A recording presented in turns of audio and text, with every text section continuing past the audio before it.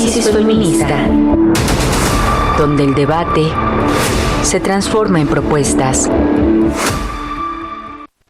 Hola, ¿qué tal? Bienvenidas, bienvenidos a una nueva emisión de Análisis Feminista. Yo soy Lucía Lagunes Huerta y el día de hoy hablaremos sobre las desigualdades entre mujeres y hombres o qué tan iguales somos las mujeres y los hombres, qué tantas condiciones de igualdad realmente se han construido o cuáles son todavía los retos, las brechas que hay que cerrar. Y para poder hablar de ello, pues hemos invitado a tres expertas fantásticas. Samantha Contreras, ella es analista de México ¿Cómo vamos? Janet Oropesa es investigadora de Fundar del Centro de Análisis e Investigación AC, y Mónica Orozco, directora de Genders e investigadora asociada del Centro de Estudios Espinosa Iglesias. Quédese con nosotros para escucharlas y después vamos a hablar de una exposición maravillosa. Si usted está preparando la agenda para estas vacaciones de diciembre, pues aquí le tenemos una propuesta. Es una exposición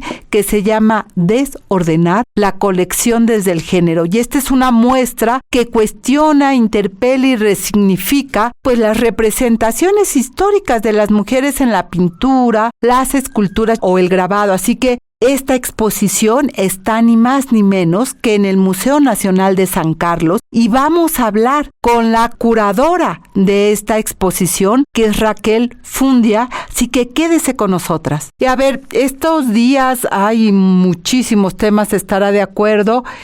Acabamos la semana pasada de conmemorar el 25 de noviembre, que es el Día Internacional para la eliminación de la violencia contra las mujeres, y con ello inicia los 16 días de activismo.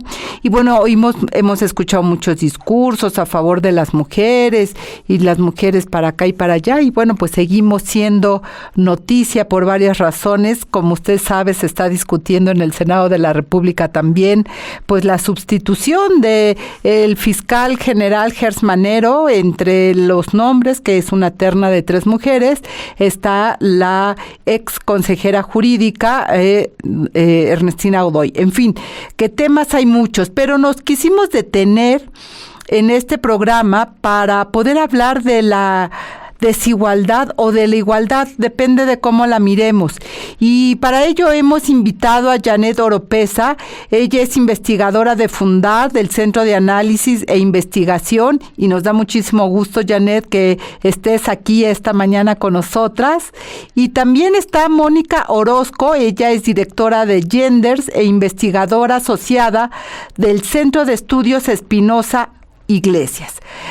Janet, a ver, vamos a empezar contigo y preguntarte qué tan iguales somos las mujeres en relación con los hombres, qué tanto realmente se ha cerrado la brecha de desigualdad o no, o ustedes qué han encontrado desde Fundar. Hola Lucía, muchísimas gracias por la invitación y también a mis compañeras con las que puedo compartir hoy el espacio. Me parece que te preguntaba relacionada a la desigualdad y los cuidados, ¿verdad? ¿Qué tan iguales, qué tantas condiciones de igualdad estamos teniendo las mujeres o no? ¿Qué analizan ustedes? Pues mira, nosotros siempre hemos dicho desde Fundar, desde los temas que trabajamos, que todos los problemas sociales hay que verlos desde una mirada interseccional y de género, ¿no? Entonces sabemos que las realidades que enfrentan las mujeres en general por el sistema en el que vivimos, que es un sistema pues construido desde lo masculino, donde los hombres tienen siempre predominancia a lo masculino, se ve como, digamos, lo mejor, ¿no? Y sobre ese sistema estamos paradas, ¿no? Entonces las mujeres y los hombres pues no enfrentamos la misma realidad. E incluso cuando ya vemos las realidades de las mujeres son diferentes, ¿no? Una mujer indígena, afromexicana, una mujer en pobreza, en un ambiente rural, no enfrenta las mismas realidades. Una mujer migrante, que es ahorita uno de los grandes temas, ¿no? Todas las personas que están atravesando nuestro país, que vienen de otras regiones, no enfrentan la misma realidad. Y específicamente en el tema de cuidados, nosotros, por ejemplo, hay datos que muestran que la división social del trabajo, que todos conocemos, ¿no? Que desde pequeña se dice como las mujeres nos vamos a dedicar al cuidado, al hogar, ¿no? Las mujeres, todas estas ideas que se han concebido, ¿no? De que las mujeres somos buenas, tenemos instinto materno, tenemos muchísima paciencia para los cuidados, ¿no? Y los hombres son los proveedores, ¿no? Entonces, seguimos todavía, o por lo menos la sociedad mexicana sigue en estos roles que son un poco estereotipados, ¿no? Y los datos que, bueno, a nosotros nos gustaría abordarlo desde dos puntos, no sé cuántos minutos tenga para mi participación, pero una, que los cuidados siguen recayendo mayormente en las mujeres, ¿no? Entonces, cuando se miran los propios datos del INEGI en infancias de 0 a 5 años, en 86% de los casos, la principal cuidadora es la mamá, ¿no? Que es Y parte después, de estas desigualdades que vamos encontrando, Janet. Si me permites, Claro, vamos, claro, claro. vamos ahora con Samantha, que perdóname, Samantha, no te presenté. Es una equivocación mía. Samantha Contreras, ella es analista de México. ¿Cómo vamos? Y te haría la misma pregunta, Samantha. ¿Qué tan iguales realmente somos las mujeres en relación con los hombres? ¿Y cuáles, no sé, son las áreas con mayores brechas? Es decir, esto de la medición de la igualdad es un tema que está ya incluso a nivel internacional. El Banco Mundial hace su ranking de elementos, entre ellos, por ejemplo, la participación política, y normalmente México sale muy bien, ¿no? Ahora, con todo lo de paridad en todo, pues tenemos a la presidenta, en fin, de 13 gobernadoras. Seguramente es un rubro del que salimos bien evaluados, pero ¿qué tan iguales somos las mujeres realmente en comparación con los hombres, Samantha? Desde México, como vamos, nosotros abordamos como la perspectiva de brechas salariales, brechas en el mercado laboral, etcétera. Y justo ahorita que lo mencionas con la presidenta Claudia Sheinbaum, nos encantaría como la perspectiva desde la parte de un sistema de cuidados por todas las brechas que aún persisten, justo que estás preguntando, que aún persisten en el mercado, desde la pobreza, los salarios, lo que ya mencionaba mi compañera Janet, de los trabajos no remunerados del cuidado en hogares, etcétera. Y sí, a pesar de que sí hemos tenido un leve avance en estas brechas, definitivamente sigue persistente, y no consideramos nosotros al interior de la organización que sea un tema nada más para discusión, que solo a las mujeres nos concernería, sino es algo colectivo, pues es en general un sistema del mercado laboral que tiene problemas hacia la inclusión de las mujeres en la participación del mercado laboral, así como un problema para el propio sistema de estar utilizando esta fuerza laboral que no se está aprovechando desde un principio. Entonces creo que definitivamente tendría que ser algo que no solamente es atacar las brechas mujer a mujer, sino todo el sistema como colectivo. Porque efectivamente, Mónica, a ver, cuando hablamos de desigualdad o igualdad entre mujeres y hombres, estamos hablando de que esto tiene impactos en la sociedad. Una mujer empobrecida, con peores condiciones, tiene una familia empobrecida, tiene un entorno empobrecido, y por lo tanto un país que no mira esas realidades difícilmente va a poder encontrar el anhelado equilibrio social del desarrollo, digámoslo. O sea, le conviene a la sociedad, Mónica. Desde Gender, ¿qué encuentran? ¿Dónde están los enormes retos en términos de la igualdad que realmente, pues, se habla tanto, hay tantos anuncios a favor de las mujeres, que tanto realmente se está logrando impactar en ello? Sí, muchas gracias, Lucía. Buenos días. Pues mira, fíjate que justo acabamos de tener la presentación del informe de movilidad social que trabajamos como pues parte de esta alianza con el Centro de Estudios Espinosa Iglesias, en donde pues se ha desarrollado una agenda con perspectiva de género en el estudio de la movilidad social.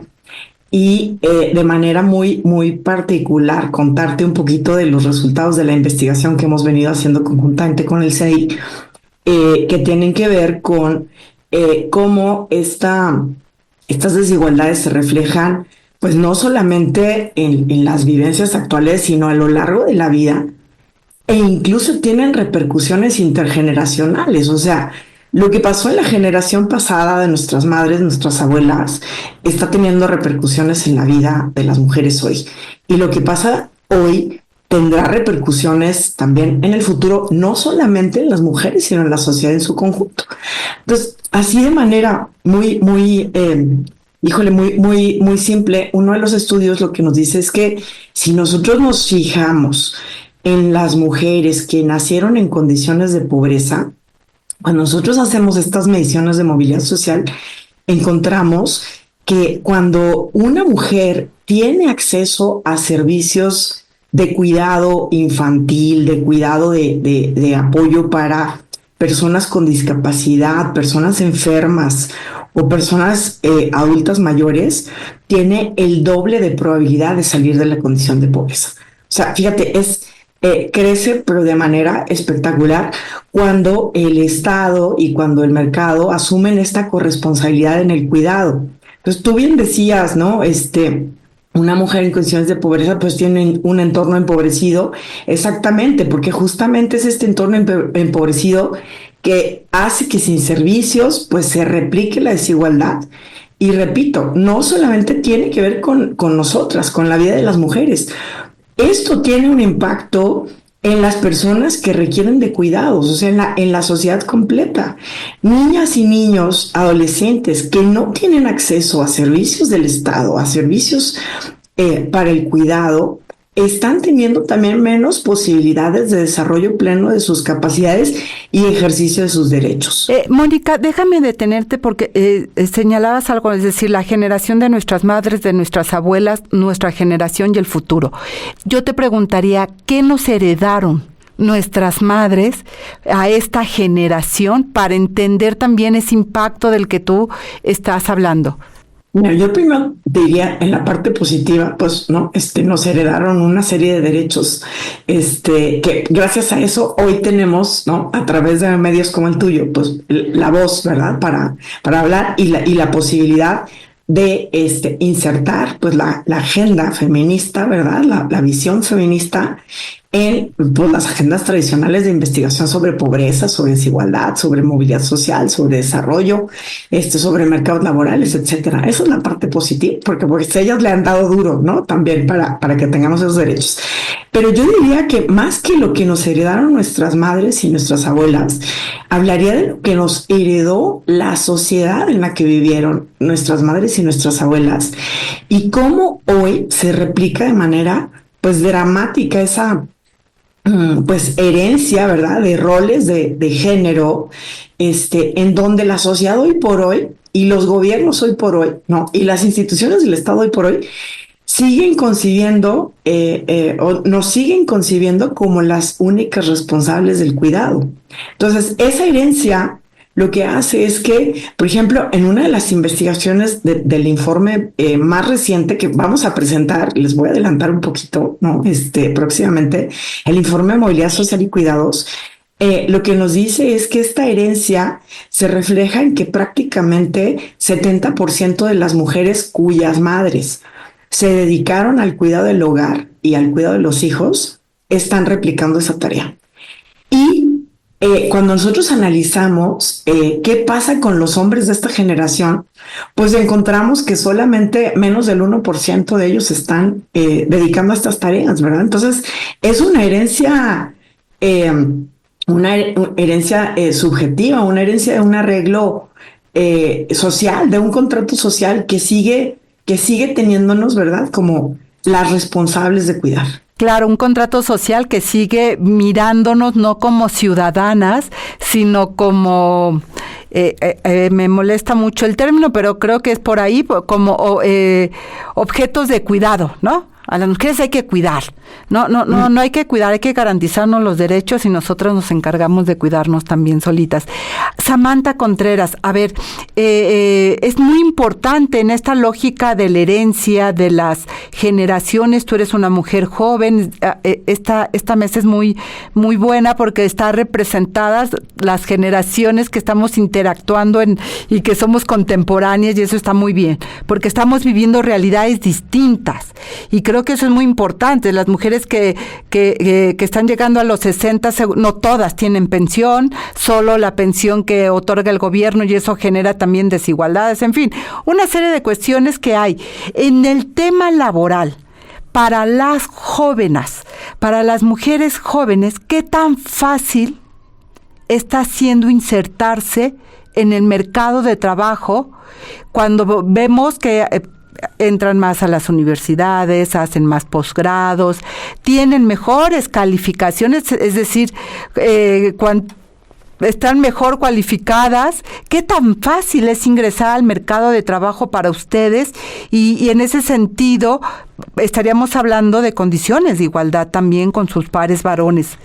Sí, con los datos más recientes que tenemos, al tercer trimestre de 2025, la composición del mercado laboral es, de la población económicamente activa es completamente dominada por los hombres ocupados, y por el lado de la población no económicamente activa, son las mujeres no disponibles. Y dentro de las no disponibles, o sea, puede ser no disponible por diversos motivos, ¿no? Puede ser porque estudian, porque están jubilados, porque están incapacitados o por personas que dedican a quehaceres domésticos y cuidados, ¿no? Entonces, de ahí rescatamos una información muy importante que es las personas que señalaron interés para trabajar, o sea, esta población que si le ofrecen un trabajo, no que diga puede, que sí. No, al contrario, que no puede, o sea, que sí tiene interés, le encantaría participar, pero está en un contexto que le impide hacerlo. Al desglosar esto por sexo encontramos algo súper interesante, que las mujeres que señalaron esto son 1.932.000, casi 2 millones, y son 449.000 hombres.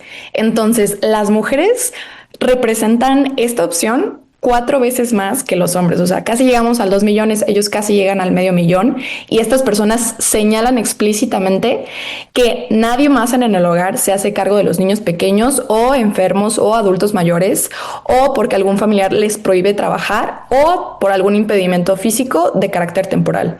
Entonces, justo que me preguntas, oye, ¿cómo está de fácil entrar al mercado laboral?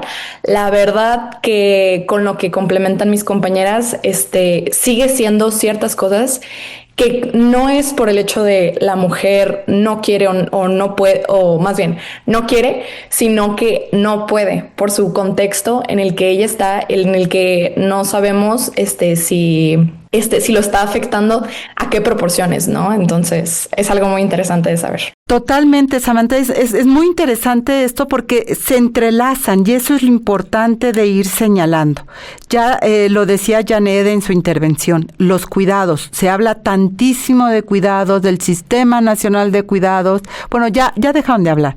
La verdad es que fueron como los primeros 6 meses del actual gobierno, 7, que, los cuidados, el sistema, las mujeres, bla, bla, bla, y luego creo que se les olvidó y ahora están, no, el abuso, vamos.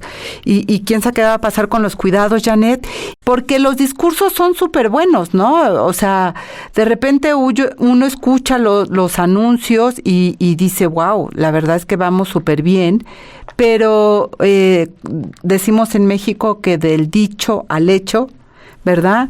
Hay realidades que hay que mirar, Janet, y lo decíamos antes de irnos al corte, el tema de cuidados fue un tema que se colocó como el gran tema de la política de la presidenta Claudia Sheinbaum.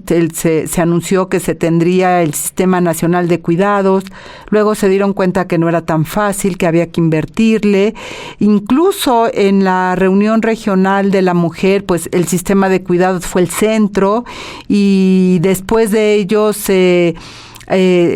un poco antes del presupuesto se dijo lo que México ya invertía en cuidados, es decir, las guarderías que ya se tienen básicamente, ¿no? Y algunas becas, pero realmente, Janet Oropesa, ¿qué tanto tenemos en México un sistema mínimo de cuidados que le permita a esas mujeres que sí quieren trabajar poder tener las condiciones para salir al mercado de trabajo, que fue una de las cosas que dijeron que haría el Sistema Nacional de Cuidado? Sí, pues mira, Lucía, este año, como dices, se incorpora por primera vez el anexo 31 de cuidados, y que más o menos, pues lo que se prometió en la conferencia regional como porcentaje del PIB, sí se va, digamos, por lo menos como está hecho el anexo, pues las instituciones que ya tenían programas, ¿no?, o políticas relacionadas con los cuidados, pues se insertan ahí, ¿no? Y bueno, creo que como es el primer año, tendríamos que ver cómo se van incorporando nuevas instancias o cuáles son estas cuestiones que van a ser novedosas, ¿no? Más allá de lo que reportar lo que ya existe, ¿no? Y bueno, uno de los aspectos que nosotros, por ejemplo, en toda esta cuestión de la pobreza o la desigualdad, pues siempre tiene como distintas aristas, ¿no? Y en la intervención pasada yo platicaba un poquito del sistema, bueno, más bien del trabajo de cuidados que está mayoritariamente en las mujeres, ¿no? Porque eso tiene implicaciones, como ya dijo Mónica y Samantha, en 4 áreas muy importantes, ¿no? Una, en el proyecto de vida de las mujeres, ¿no? Es así, ya tienes esta carga de que tienes que cuidar a las infancias, a las personas adultas con discapacidad o dependientes, que se recae mayormente a las mujeres, ¿no? También tienes una cuestión de poder acceder a la educación, que también las desigualdades son mayores en el estudio en niñas, ¿no? O poderte incorporar a un mercado laboral en a lo mejor el puesto que tú quisieras, porque tienes que tener una jornada reducida o un trabajo a lo mejor informal donde puedas dedicarte también a los cuidados. La cuestión de las infancias, que también ahí me parece muy importante lo que dijo Mónica y lo compartimos en el sentido de que los niños, las niñas, las infancias que no están pudiendo acceder también a todo este sistema de cuidados. Y la cuarta arista, que es en la que más trabaja Fundar, que es el tema de salud, ¿no? Que también las mujeres no tienen acceso a la salud igual que los hombres. O sea, bueno, hay unas brechas que son diferentes para las mujeres, ¿no? Y por lo menos en México, más de 24 millones de mujeres no tienen acceso al sistema de salud. Una razón muy importante es porque no tienen un sueldo, muchas de ellas remunerado, ¿no? Que les permita tener seguridad social y las propias deficiencias del sistema de salud, ¿no? Que creo que también el sistema de salud, las instituciones reproducen muchas desigualdades y muchas violencias hacia las mujeres, ¿no? Y en el tema que también nosotros trabajamos de derechos sexuales y reproductivos, un dato que es a mí me parece que también bien importante es, por ejemplo, el tema de la muerte materna, ¿no? Sabemos que la mayor parte de las muertes maternas son evitables, ¿no? Tienen causas que son conocidas, que se pueden prever, pero que cuando no tenemos un sistema de salud construido desde las necesidades de las mujeres, de su cuidado, de sus derechos sexuales y reproductivos, se reproducen las desigualdades y la violencia, ¿no? Y bueno, la razón de muerte materna el año pasado hubo 534 defunciones de mujeres y la tasa acabó en 26.1 defunciones por cada 100,000 nacimientos, ¿no? Pero también ya justo lo que platicábamos, ¿no? Si nos vamos a algunos estados, a algunos grupos de mujeres, esa tasa es muchísimo más alta, ¿no? Entonces las mujeres en mayor pobreza, en zonas rurales, en zonas alejadas, donde no hay sistemas de salud, son las que están perdiendo la vida, ¿no? Y eso me parece que también abona mucho a estos temas de desigualdad porque son muertes prevenibles e incluso en comparación con otros países tenemos una muerte materna muy alta, ¿no? Y otros datos que también son, por ejemplo, todo el tema de acceso a anticonceptivos, ¿no? Embarazo adolescente no planificado. O sea, hay muchísimos indicadores de salud sexual y reproductiva que son muy altos y eso también tiene que ver que no es un sistema de salud que se construya desde las necesidades de las mujeres, viendo a las mujeres en toda su dimensión, intersecciones, ¿no? Condiciones. Y que eso también, nosotros lo miramos también como una parte importante del autocuidado, del sistema de cuidados, y de hecho, pues, el Centro Nacional de Equidad de Género y Salud Sexual y Reproductiva es parte de esta nueva mesa intersecretarial que se creó de los cuidados, ¿no? Y que esto es muy importante porque cuando no se aterrizan, como lo están haciendo ustedes con las investigaciones, con los datos, ¿de qué mujeres estamos hablando? ¿No? Para entender, Mónica, las necesidades. Cuando tú hablas de movilidad social, no es que, y te lo pregunto, que nos movamos físicamente de una calle a otra, sino de que dejemos, te pregunto, situaciones, contextos que podamos trascender, como puede ser la pobreza, como puede ser la violencia. Y hay esos contextos que permanecen y que no se están priorizando, por decírtelo de alguna manera, para poder garantizar la igualdad que queremos las mujeres. Sí, correcto. Fíjate que, o sea, este concepto de movilidad social lo que nos habla es, pues, de la posibilidad de movernos a lo largo de la distribución socioeconómica, es decir, de salir de la pobreza, de avanzar. Y también nos habla de esos hechos en los que incluso las mujeres de los estratos socioeconómicos más altos, cuando tenemos responsabilidades de cuidado, tenemos un riesgo mayor de caer en la pobreza, ¿no? De reducir nuestro nivel de bienestar. yo quisiera platicarles de estos resultados recientes, justamente en términos de salud, que por primera vez en México tenemos una encuesta de movilidad social que tiene un módulo especial de cuidados. Nosotros nos dimos a la tarea de desarrollar este módulo para poder hacer algunas mediciones de las cosas que ya sabemos en algunas investigaciones internacionales, pero que no sabíamos para México. Y en particular, lo que hicimos fue medir los estados emocionales de las mujeres que están cuidando, ¿sí?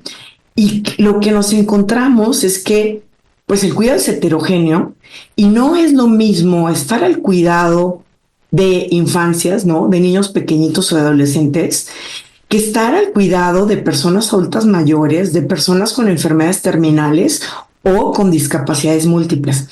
Y entonces lo que encontramos es que la probabilidad, el riesgo de tener estados depresivos, de tener ansiedad, se incrementa de manera exponencial en estas cuidadoras. ¿Qué es lo que pasa entonces? Ya tenemos entonces esto documentado para México.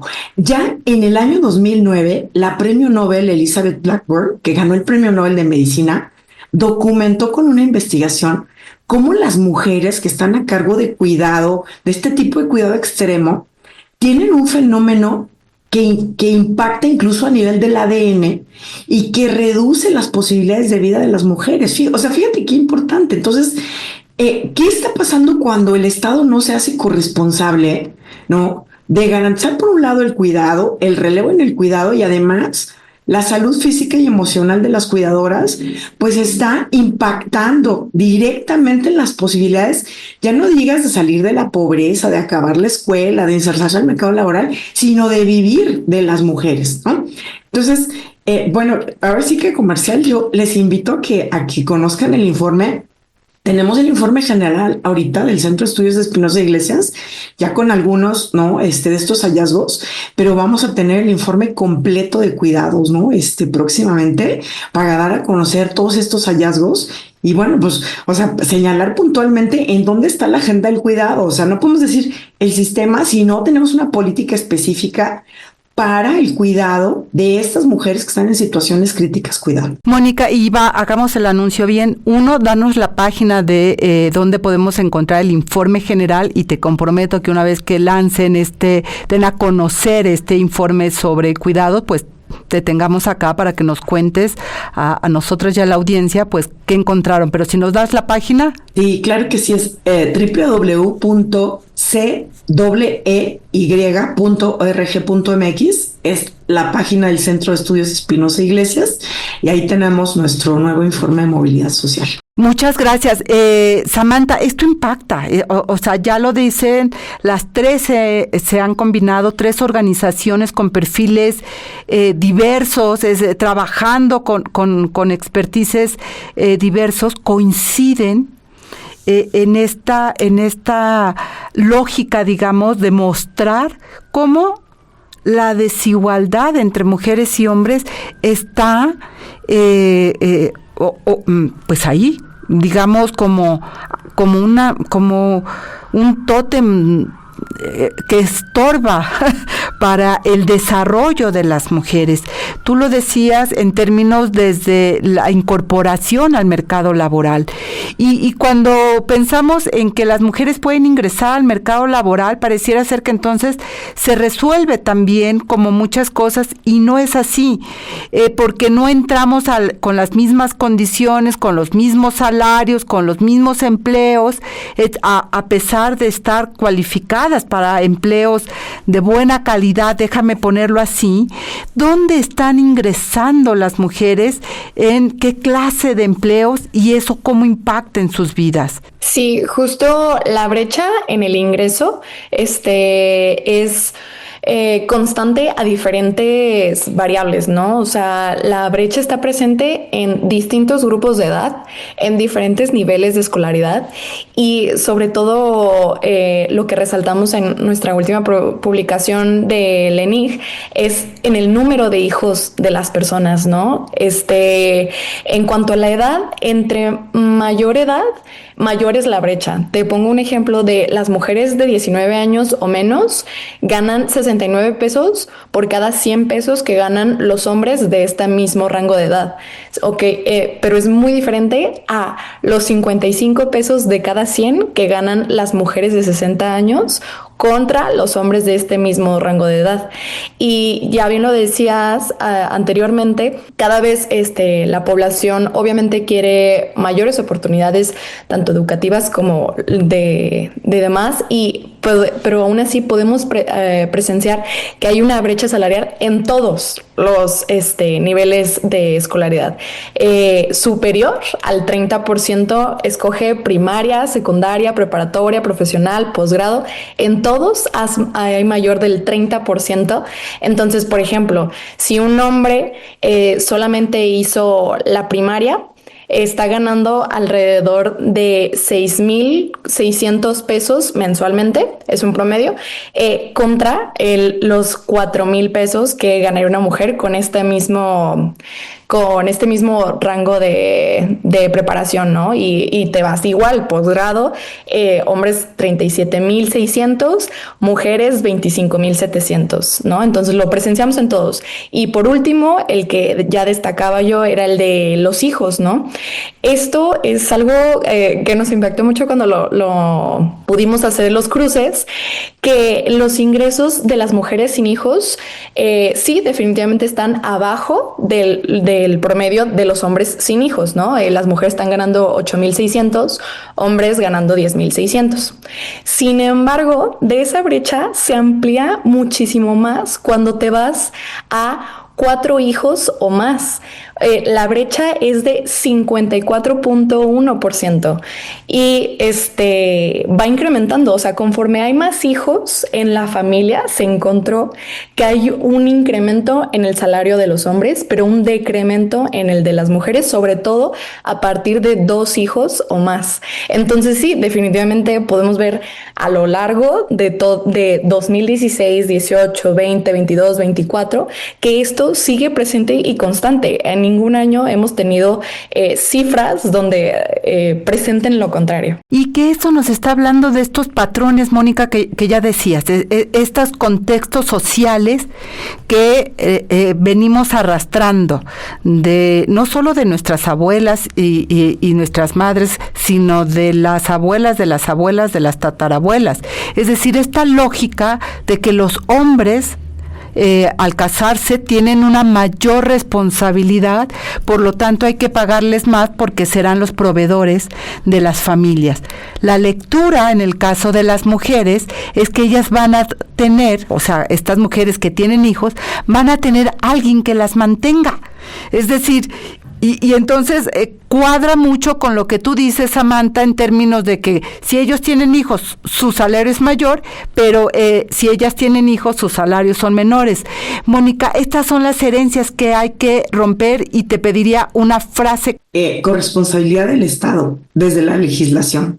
O sea, las leyes que tenemos hoy por hoy no son suficientemente fuertes para garantizar iguales derechos en el mercado laboral. Muchísimas gracias, Janet, en términos de los retos para realmente lograr la igualdad. Sí, pues la desigualdad de género es algo estructural, ¿no? Que requiere la corresponsabilidad del Estado, incluso del sector privado, de la sociedad en su conjunto, y se necesitan de parte del Estado políticas públicas coordinadas, con indicadores claros y con presupuesto suficiente y sobre todo miradas desde las necesidades y las perspectivas de las mujeres. Samantha, te toca cerrar. Súper, nada más rapidísimo para generar de verdad impacto sobre el problema sistemático en toda la economía mexicana, mencionar que el valor económico de estas labores domésticas de cuidados que realizó la población está estimado alrededor de 8 billones de pesos a precio corriente. Entonces, esto es todo lo que se está perdiendo en la economía, no solo para las propias mujeres, sino para el sistema en general. Así que nos conviene que las mujeres tengan mejores condiciones, más igualdad, porque ganamos todos. Así que muchas gracias, Samantha Contreras, Mónica Orozco, Janet Oropesa. Gracias por estar aquí en Análisis Feminista. Hasta la próxima. Nos encontramos. Ahora que ya estamos en diciembre, van a empezar las vacaciones. A veces llega la familia y ¿a dónde vamos? ¿Qué podemos hacer? ¿A dónde ir a visitar qué? Pues les hemos querido traer una propuesta del Museo Nacional de San Carlos, que es una exposición que está desde septiembre, pero nos va a dar todos los detalles Raquel Fundia. Ella es la curadora precisamente del Museo Nacional de San Carlos y hay una exposición que se llama Desordenar la colección desde el género. Raquel, bienvenida. Cuéntanos de qué se trata esta exposición, cuánto tiempo dura, en fin, invitemos ahora que en diciembre tendremos un poquito más de tiempo para conocer y reconocer nuestra hermosa Ciudad de México. Hola, ¿qué tal? Buenos días, Lucía. Muchísimas gracias por recibirme. Muchas gracias por la presentación. Quiero invitar a todos a visitar el Museo Nacional de San Carlos esta temporada de vacaciones. Tenemos una exposición que se titula Desordenar la colección desde el género.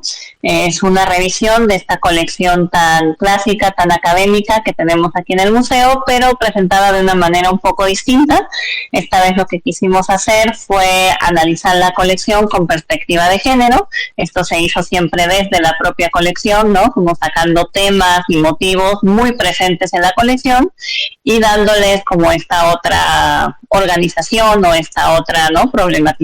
Dinos qué vamos a encontrar, quien vaya, qué va a encontrar, cómo está ese desorden que ustedes han propuesto para poder ordenar la colección desde otra mirada. Bueno, se va a encontrar un poquito de todo, ¿no? Tenemos una colección muy amplia desde el Renacimiento italiano hasta inicios del siglo XX, ¿no? En México tenemos grandes nombres, ¿no? Tenemos un Botticelli, tenemos a Zurbarán, pero también tenemos muchos temas que nos invitan a reflexionar, ¿no? Tenemos un núcleo sobre el cuerpo desnudo, cómo está presentado, sobre la violencia de género, cómo se representa. Tenemos una sala especialmente dedicada a las artistas de la colección, que si bien no son numerosas, son todos ejemplos muy interesantes de mujeres que dedicaron su vida a la pintura y cuya obra sobrevive, ¿no?, hasta hoy en día. Raquel, hemos tenido la suerte, la fortuna de conocer las diferentes propuestas que el Museo Nacional de San Carlos ha estado haciendo con exposiciones muy interesantes, precisamente desde el género.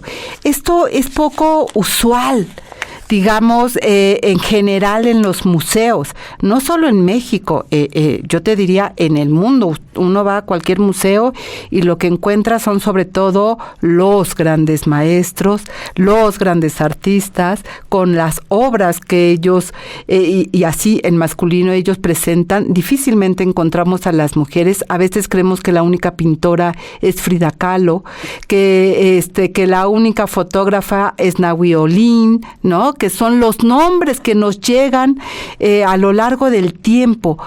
¿Cómo es que nace esta reflexión en el Museo de San Carlos para ir no solo desordenando hoy y ordenando de otra manera, sino que han hecho propuestas bien interesantes a lo largo de este año, solo por hablar de este 2025? Sí, incluso yéndonos un poquito más atrás, creo que San Carlos ha hecho un esfuerzo continuado por diversificar, ¿no?, los puntos de vista con lo que se analiza esta colección desde el 86 con Leonor Cortina y esta exposición tan famosa, ¿no?, de las artistas del siglo XIX. Ha habido varios ejemplos, hace unos años pintar en femenino, y ahora justo lo que quisimos hacer fue trabajando con la propia colección.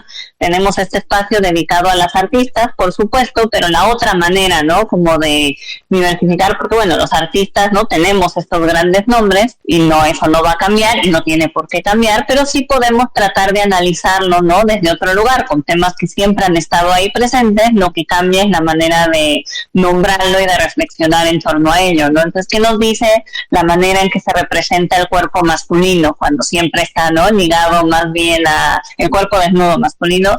lo vemos muy ligado, ¿no? Como a las cuestiones espirituales, al sufrimiento del cuerpo. ¿Y qué pasa cuando volteamos la mirada, ¿no?, hacia el desnudo femenino, del cual tenemos muchísimos ejemplos? Bueno, vamos a ver representaciones muy distintas, ¿no? Mucho más ligadas como a la moralidad, si son mujeres, ¿no?, entre comillas, buenas o malas, ¿no? Vamos a ver cómo se van cargando a través del tiempo distintas categorías, distintas etiquetas, y eso es con lo que quisimos jugar un poquito. Estamos rompiendo la cronología clásica, pero también estamos planteando una nueva manera de organizar o de explorar esta conexión. ¿Y por qué es tan importante? A veces uno cree, porque tenemos como esta educación de que uno va a los museos a ver algo que ya pasó, ¿no? Que ya nada tiene que ver con tu historia actual, pero tiene mucho que ver la forma en que los artistas representan los momentos que ellos les toca vivir,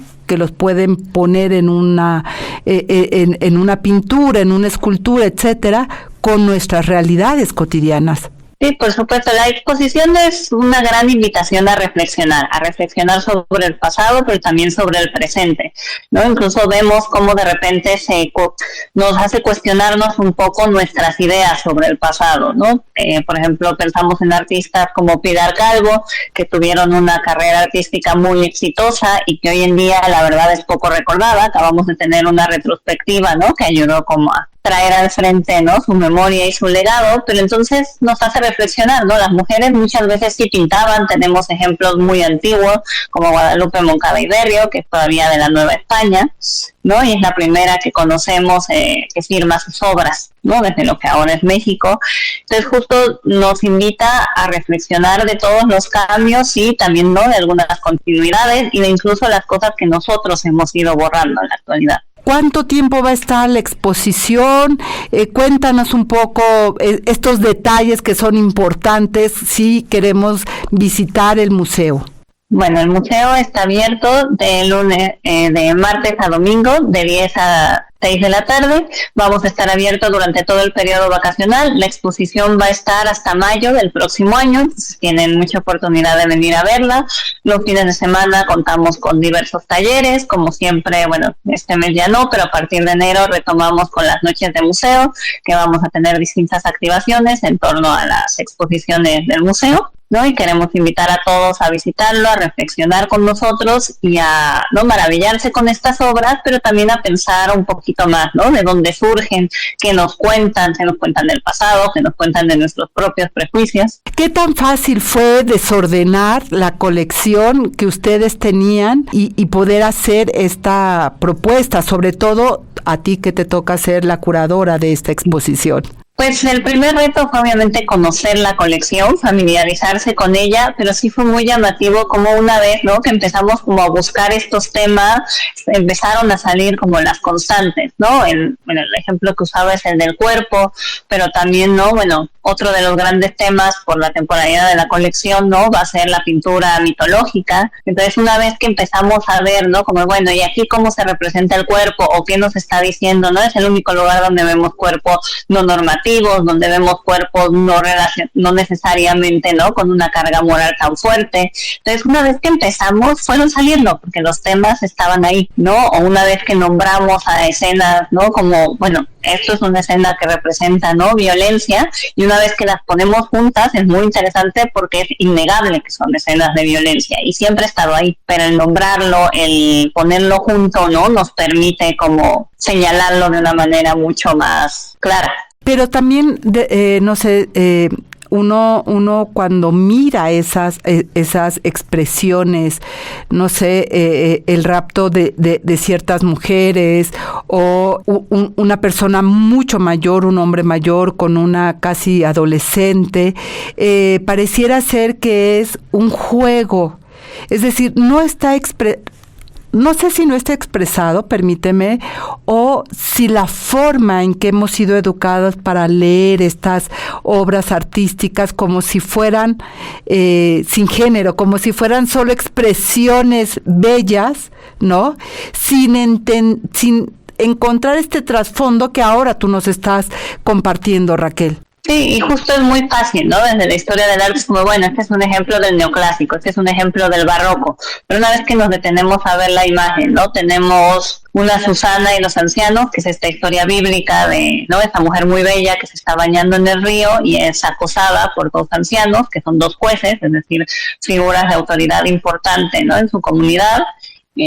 Intentan chantajearla, que si no se acuesta con ellos va a ser acusada de adulterio. Ella se niega, es acusada de adulterio y finalmente ellos son castigados, pero la historia bíblica nos dice que son castigados por mentir, ¿no? No por toda esta cuestión de, bueno, que nosotros hoy llamamos, ¿no? Sin lugar a dudas, acoso. Y también es muy llamativo que en el cuadro, que cuando lo vengan a ver, ¿no? Es muy claro que el foco está completamente en el cuerpo de Susana, ¿no? Que es un cuerpo muy bello, hasta, ¿no? Parece que está como cubierto por una aura especial, ¿no? Entonces sí hay una historia moral, ¿no? O sea, sí, Susana es la heroína en esta historia, que se mantiene, ¿no? Con sus principios y es protegida por Dios, pero muchas veces el enfoque es en el cuerpo. Incluso esta palabra que mencionas, ¿no? Tenemos muchos ejemplos de raptos, el rapto de Proserpina, el rapto de las Sabinas, este mito fundacional, ¿no? Del Imperio Romano, y al final es un eufemismo para hablar de violaciones.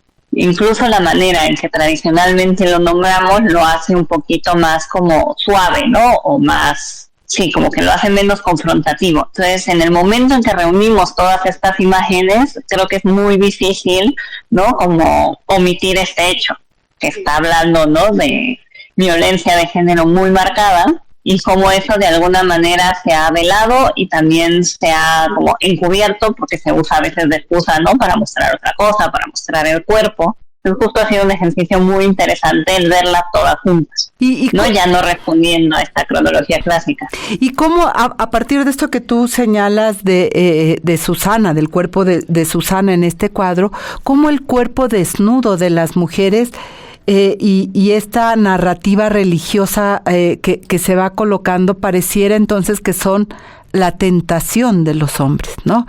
La provocación, el cuerpo provoca. Cuerpos tan bellos, cuerpos tan voluptuosos, provoca a estos hombres, no importa de qué edad, como una justificación también de la violencia. Sí, y bueno, tenemos una parte muy clara, ¿no? La pintura religiosa, lo hemos separado sobre todo en las mujeres, entre comillas, ¿no? Quiero aclarar, buenas, y las mujeres, entre comillas, malas, ¿no? En las buenas, por supuesto, tenemos muchos ejemplos de vírgenes, ¿no? Como este modelo aceptado de la sexualidad y del cuerpo femenino. Y por este otro lado tenemos a las mujeres, entre comillas, malas, pero también tenemos una serie de mujeres transgresoras que a lo mejor se salen un poquito de ese molde, ¿no? Tenemos a Judith y Holofernes, que ella es una heroína del Antiguo Testamento que está salvando a su pueblo de los invasores extranjeros y sin embargo en general se la representa como una mujer sí poderosa, pero también peligrosa, ¿no? También muchas veces hay como cierto énfasis en la sensualidad del cuerpo de Judith, ¿no? Como que usa su sexualidad con fines no negativos y sin embargo la historia bíblica la presenta como una heroína que está salvando a su pueblo. Y el poder y la locura es el otro tema también que podemos encontrar. No sé, pienso, digo, ya fui, es realmente por eso dije, esta es una buena opción para poder venir y visitar y me encantó muchísimo la propuesta y todas las propuestas que ustedes tienen en el museo. Pero esta representación de las reinas enloquecidas por... ¿no? Que es muy fuerte mirarlo. Sí, y justo, y son cuadros bellísimos, por otro lado, ¿no? O sea, la demencia de Isabel de Portugal es de las grandes joyas de esta colección, es un momento extremadamente íntimo y vulnerable, donde vemos a esta reina muy importante en los últimos momentos de su vida, ¿no? Que ya está, ¿no? Ida, y es muy interesante porque si bien la escena es maravillosa y nos habla de muchísimas cosas, también nos pone a pensar dónde hemos visto una escena equivalente de un monarca masculino, ¿no? Siempre se los presenta mucho más heroicos, ¿no? En batalla o, bueno, ¿no? Con distintas atribuciones, pero justo es esta contraparte la que nos pone a pensar, porque claro que ha habido mujeres en todos, ¿no?, los ámbitos de la sociedad a lo largo de la historia, que es un poco con lo que jugamos en la primera parte de la exposición, ¿no? Tenemos a las mujeres trabajadoras, tenemos también a las mujeres en el poder, que lo han ejercido desde diversos lugares, de distintas maneras, pero siempre en la representación caemos otra vez lo que vemos que pasaba era que se cae en esta idea de la mujer como mucho más emocional, mucho más sensible, como bueno, a lo mejor gobernó, no lo hizo tan mal, pero no están predispuestas al poder, ¿no? Lo vemos, como te decía, con Isabel de Portugal, tenemos también un retrato muy interesante de Cleopatra, momentos antes de suicidarse, porque por supuesto ese es el momento, ¿no?, que se va a representar, como siempre, ¿no?, como cuestionando un poquito su relación con el poder. Y sin embargo es innegable que la tuvieron, ¿no? Y tenemos varios ejemplos de ello. Así que, bueno, está todo esto que ya Raquel Fundía nos ha señalado y agradecemos muchísimo. Está la invitación, vayan al Museo de San Carlos.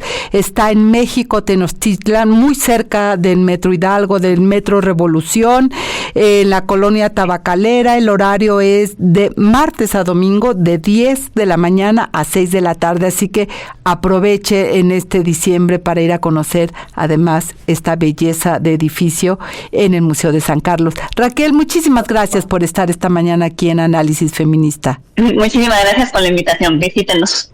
Así es, visiten al Museo de San Carlos. Y bueno, nosotras nos vamos con esta entrevista, con esta invitación a ir al Museo Nacional de San Carlos. Y eso fue todo en el episodio de Análisis Feminista. Les invito a compartir sus comentarios en nuestras redes sociales y recuerde que puede escuchar el resto de nuestros episodios en Spotify. Análisis Feminista, donde el debate se transforma en propuestas.